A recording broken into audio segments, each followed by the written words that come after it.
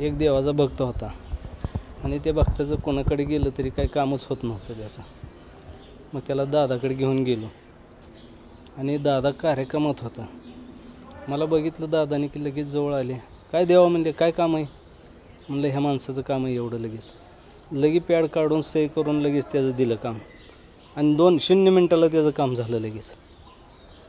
म्हणजे इतकी तत्परता आहे लगेच.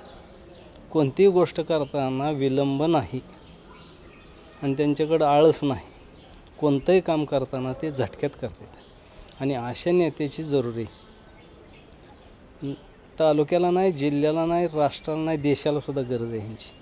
त्यासाठी त्यांच्याकडनं पुढचं कार्य विक्रमी मताने निवडून आणणं आणि विक्रमी मताने आणण्यापेक्षा येणारच आहे ते.